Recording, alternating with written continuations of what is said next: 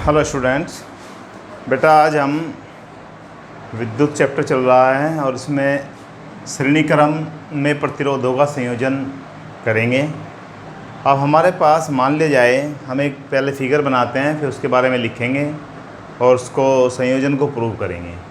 मान लिया जाए हम एक यहाँ पर हमारे पास 3 प्रतिरोध हैं और 3 प्रतिरोध श्रेणी क्रम में जुड़े हुए हैं। तो जब श्रेणी क्रम में जुड़ेंगे तो पहले वाले का जो अंत होगा, जो पहला वाला जहाँ पर ख़त्म होगा उसके साथ में हम दूसरा प्रतिरोध जोड़ देंगे। फिर उसके साथ में हमने तीसरा प्रतिरोध जोड़ दिया। इस तरह से ये R1 है, ये R2 है, ये R3 है और इन दोनों के टर्मिनल पर हमने एक समांतर क्रम में, क्योंकि वोल्टमीटर को समांतर क्रम में जोड़ा जाता है, यहाँ पर एक वोल्टमीटर लगा दिया। इसके बाद सर्किट को पूरा करते हैं। भाई सर्किट में क्या क्या लगेगा, एक तो हमारे पास क्या करें, हम बैटरी लगाएं।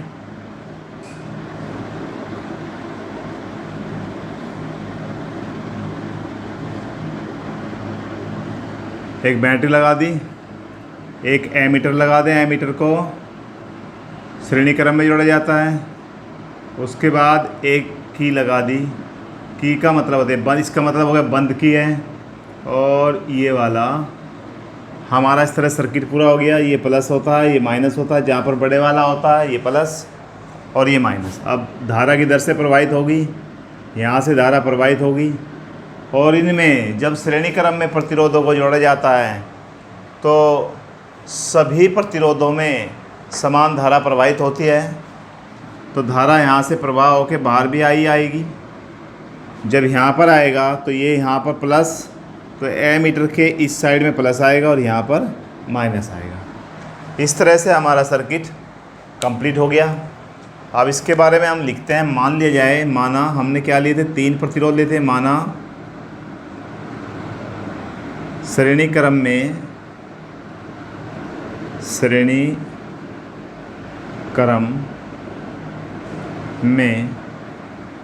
3 प्रतिरोध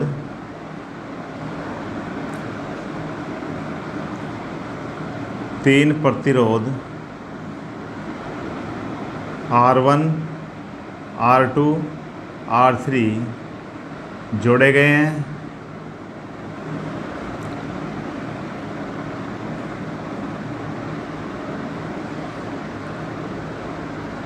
यानी कि हमने 3 प्रतिरोधों को श्रेणी क्रम में जोड़ दिया।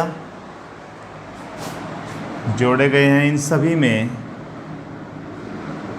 में धारा I बह रही है। यह लिख दिए श्रेणी क्रम में धारा नियत रहती है। श्रेणी क्रम में धारा नियत रहती है। अब धारा तो नियत रहती है, परंतु श्रेणी क्रम में इसका विभवांतर अलग अलग हो जाता है। जैसे कि हम अलग से दिखाएं, इस वाले में यहाँ पर अगर हम लें ये V1 आ जाएगा। इस वाले में ले अगर ये V2 आ जाएगा और इस वाले में लें तो ये वाला V3 हो जाएगा। और कुल मिलाकर विभवांतर कितना रहेगा, V ही रहेगा। तो इसका मतलब ये हुआ I तो नियत हो गया।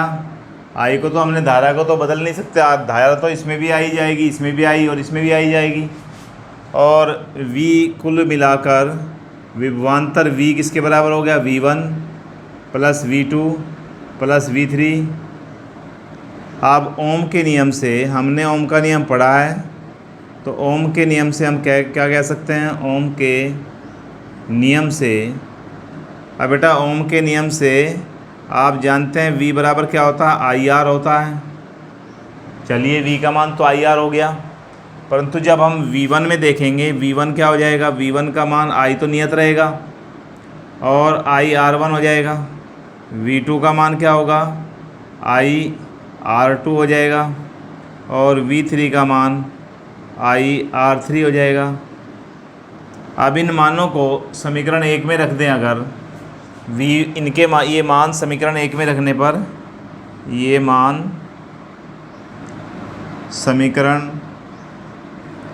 1 में रखने पर, अगर हम इन मानों को समीकरण 1 में रखें तो हमारी स्थिति बनेगी V के स्थान पर क्या आ जाएगा, IR, और यहाँ पर आएगा IR1 प्लस IR2 और प्लस IR3, यानी कि ये मान हमने समीकरण 1 में रख दिए।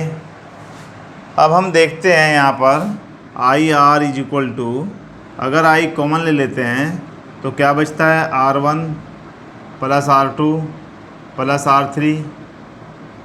अब I से अगर I को काट दिया जाए तो हमारे पास तुल्य प्रतिरोध क्या हो जाएगा, R1 plus R2 plus R3। यही श्रेणी क्रम में प्रतिरोधों का संयोजन हो गया। अब हम इसके कुछ निष्कर्ष भी देखते हैं, क्या क्या निष्कर्ष निकलते हैं। यहाँ पर लिख देते हैं निष्कर्ष। जब हम प्रतिरोधों को श्रेणी क्रम में जोड़ते हैं तो कुछ निष्कर्ष भी आएंगे। अब निष्कर्ष को देखते हैं, पहले एक बार फिर समझ लेते हैं। हमने श्रेणी क्रम में 3 प्रतिरोधों को जोड़ा, R1, R2 और R3। इनमें समानांतर क्रम में एक वोल्टमीटर लगा दिया। जब हम श्रेणी क्रम में प्रतिरोधों को जोड़ते हैं तो उनमें विभवांतर अलग अलग होता है। तो इस वाले प्रतिरोध में V1 हो गया, इसमें V2 और इसमें V3। सभी को हमने इसमें एक बैटरी लगाई, एक एमीटर लगाया, एक की लगाई। इसमें धारा I प्रवाहित हो रही है। और श्रेणी क्रम में ध्यान रखना कि I क्या होता है, नियत होता है, कांस्टेंट होता है, उसकी वैल्यू नहीं बदलती, धारा समान बहती है। I धारा यहाँ से गई, इसमें भी आई, इसमें भी आई और इसमें भी आई। फिर हमें ओम के नियम से, यानी कि V equal to V1 plus V2 plus V3, इसका वोल्टमीटर में जो भी पाठ्यांक आएगा वो तीनों के पाठ्यांक के अलग अलग बराबर होगा। अब ओम के नियम से हम जानते हैं, ओम का नियम V बराबर IR होता है। जब पहले वाले में देखेंगे तो V1 का मान IR1, I तो नियत था, V2 बराबर IR2 और V3 बराबर IR3। तीनों के मान समीकरण नंबर 1 में रखे। समीकरण 1 में रखने पर हमारे पास आया IR बराबर IR1 plus IR2 plus IR3। I common ले लिया और इस तरह से R equal to R1 plus R2 plus R3 श्रेणी क्रम में तुल्य प्रतिरोध हो गया। अब इसके कुछ निष्कर्ष लिखते हैं, देखिए निष्कर्ष के बारे में। अब हम निष्कर्ष निकलते हैं, जब बहुत से प्रतिरोधों को श्रेणी क्रम में जोड़ा जाता है, मान ले जाए 10 या 20 प्रतिरोधों को श्रेणी क्रम में जोड़ा जाता है, तब तुल्य प्रतिरोध का मान, जो उनका कुल प्रतिरोध आएगा, उन प्रतिरोधों के अलग अलग मान के योग के बराबर होता है, प्रतिरोधों के योग के बराबर होता है।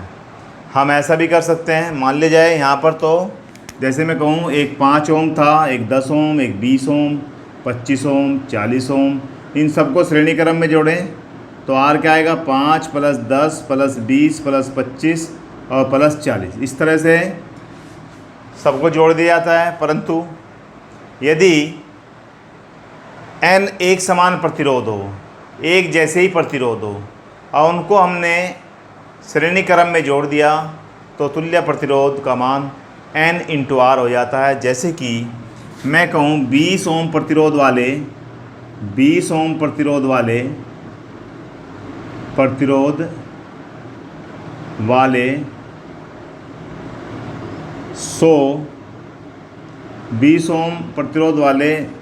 100 प्रतिरोधों को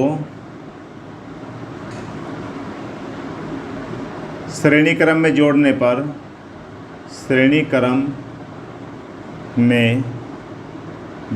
पर, तुल्य प्रतिरोध का मान, तुल्य प्रतिरोध। अब देखिए इस सवाल में न्यूमेरिकल बन जाता है, ये 20 ओम के हैं सारे और 100 हैं। अगर हम तुल्य प्रतिरोध इस तरीके से निकालें, भाई 20 20 20 100 बार लिखें तो बहुत बड़ा क्वेश्चन हो जाएगा। आप सीधे कर दिए, सभी 20 ओम के, ये बात होना चाहिए सब बराबर होने चाहिए। जब सब बराबर हैं तो हम तुल्य प्रतिरोध, इसका आंसर हो जाएगा तुल्य प्रतिरोध। एन आर कहा मैंने, एन इंटू आर, तो एन कितना है 100, आर का मान कितना है 20, तो कुल मिलाकर कितना बन गया 2000 ओम। ये हमारा सीधा न्यूमेरिकल निकल जाता है, इसे भी आप नोट कर लें। निष्कर्ष निकले, जब बहुत से प्रतिरोधों को श्रेणी क्रम में जोड़ा जाता है तो तुल्य प्रतिरोध का मान सभी प्रतिरोधों के अलग अलग मान के योग के बराबर होता है। परंतु जब n प्रतिरोधों को जो एक समान है श्रेणी क्रम में जोड़ा जाता है तो तुल्य प्रतिरोध का मान n इंटू आर हो जाता है। ये भी ध्यान रखें, श्रेणी क्रम में हमेशा तुल्य प्रतिरोध का मान प्रत्येक प्रतिरोध कोई भी प्रतिरोध सबसे अधिक ही होता है, उनसे कम नहीं हो सकता कभी भी। जैसे कि हम कह दें 5 ओम, 10 ओम, 15 ओम को श्रेणी क्रम में जोड़ें तो तुल्य प्रतिरोध क्या होगा, हमेशा इससे अधिक वाले से भी अधिक ही आएगा, कम नहीं हो सकता। तो इस तरह से हमारा इस लेक्चर नंबर 9 में श्रेणी क्रम में प्रतिरोधों का संयोजन कंप्लीट हो जाता है। नेक्स्ट लेक्चर में हम समानांतर क्रम में प्रतिरोधों का संयोजन करेंगे। Thank you for watching.